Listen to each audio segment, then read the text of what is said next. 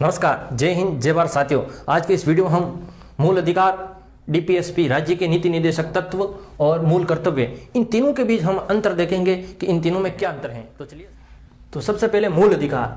मूल अधिकार ये संविधान के भाग 3 में है और डीपीएसपी ये भाग 4 में है और मूल कर्तव्य संविधान के भाग 4 क में है। और दूसरा अंतर है कि मूल कर्तव्य अनुच्छेद 12 से लगाकर 35 तक हैं, 12 से 35 तक हैं और डीपीएसपी ये 36 से लगाकर 51 तक हैं और मूल कर्तव्य ये अनुच्छेद 51 क में है।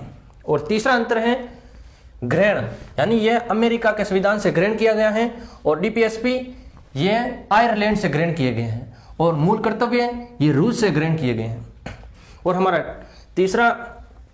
हमारा नेक्स्ट अंतर है कि मूल अधिकार ये वाद योग्य हैं, यानी इनका हनन होता है तो हम न्यायालय के पास जा सकते हैं, इसलिए ये न्यायालय द्वारा परिवर्तनीय हैं। और डीपीएसपी ये वाद योग्य नहीं है, अगर इनका हनन होता है तो हम न्यायालय के पास नहीं जा सकते हैं और ये भी वाद योग्य नहीं है। और नेक्स्ट अंतर है इसका उद्देश्य, मूल कर्तव्य क्या उद्देश्य है कि लोकतांत्रिक राज व्यवस्था की स्थापना करना, यानी सामाजिक, आर्थिक या धार्मिक दृष्टि से न्याय की व्यवस्था करना। और डीपीएसपी का उद्देश्य है कि सामाजिक, आर्थिक और लोक कल्याणकारी राज्य की स्थापना करना, यानी एक राम राज्य बनाना। ये किसी राज्य या किसी स्टेट को राम राज्य बनना है तो डीपीएसपी का पालन करना पड़ेगा। और इसका उद्देश्य है कि नागरिक कर्तव्य पालन, यानी मूल कर्तव्य, यानी भारत के प्रत्येक नागरिक का ये कर्तव्य होता है कि सभी को मूल कर्तव्य का पालन करें और मूल कर्तव्य को अप्लाई करें।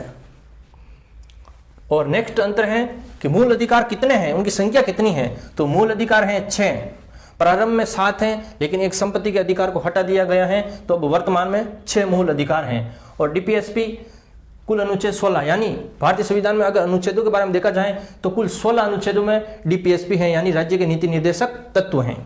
और ये मूल कर्तव्य ये 11, वर्तमान में 11 है और प्रारंभ में 10 थे, लेकिन 86वें संविधान संशोधन द्वारा 2002 में एक शिक्षा का 6 से 14 वर्ष तक के बच्चों को शिक्षा उपलब्ध कराना, यह एक कर्तव्य जोड़ा गया था, तो अब वर्तमान में कुल 11 हैं।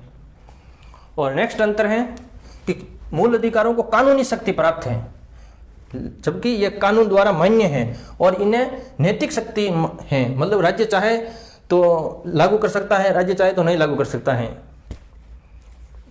और मूल कर्तव्य भी नैतिक शक्ति प्राप्त है। और 8वां अंतर है कि स्वतः लागू, यानी ये स्वतः लागू है, मतलब कि भारत में कोई भी नागरिक जन्म लेते ही इनको ये स्वतः, यानी अपना आप उनको लागू हो जाता है, अपने आप उनका अधिकार हो जाता है। और ये स्वतः लागू नहीं है, राज्य चाहे तो लागू कर सकता है, नहीं चाहे तो नहीं कर सकता है, और ये भी स्वतः लागू नहीं है। और हमारा नेक्स्ट अंतर है कि नकारात्मक, कि ये मूल अधिकार नकारात्मक है, यानी कोई राज्य अगर कानून बनाता है तो उसमें ये प्रतिबंधित करता है, यानी उनको प्रतिबंधित लगाता है, यानी ये राज्य के संबंध में नकारात्मक हैं और ये सकारात्मक हैं और ये भी सकारात्मक हैं। और नेक्स्ट अंतर है कि निलंबनीय,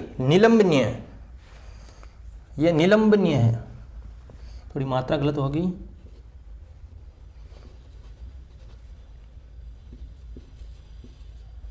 मूल अधिकार ये निलंबनीय है, यानी कि आपातकाल के समय इनको निलंबित, राष्ट्रपति द्वारा इनको निलंबित किया जा सकता है और केवल 20 और 21 अनुच्छेद को छोड़कर इनको निलंबित किया जा सकता है, इसलिए ये निलंबनीय है। और ये अनिलंबनीय है और ये भी अनिलंबनीय है। और नेक्स्ट अंतर है कि व्यक्तिगत कल्याण को प्रोत्साहन कर देता है, मतलब मूल अधिकार है जो केवल व्यक्ति के कल्याण को प्रोत्साहन करता है और यह सामुदायिक कल्याण को प्रोत्साहन करता है और यह भी समुदाय कल्याण को प्रोत्साहन करता है। और नेक्स्ट अंतर है भारत और विदेशियों, यानी मूल अधिकार भारत के नागरिकों के लिए और विदेशियों के लिए भी मूल अधिकार हैं, और जबकि डीपीएसपी केवल राज्य के लिए हैं और ये मूल कर्तव्य ये भारत के हर नागरिक के लिए हैं। और नेक्स्ट अंतर है कि विषय वस्तु विस्तृत, यानी मूल अधिकार डीपीएसपी के तुलना में ये इसका विषय वस्तु बहुत विस्तृत है और यह संक्षिप्त है, यानी छोटा है, और यह भी छोटा है। तो आई होप साथियों, आज के इस वीडियो में हम मूल अधिकार, डीपीएसपी और मूल कर्तव्य के तीनों में हम अंतर स्पष्ट किए हैं। और इसके अलावा और भी कोई अंतर हो तो आप कमेंट बॉक्स में बताइए। और ये वीडियो कैसा क्या लगा, अगर अच्छा लगा हो तो इस चैनल को लाइक एंड सब्सक्राइब करें। और इसी के साथ जय हिंद, जय भारत।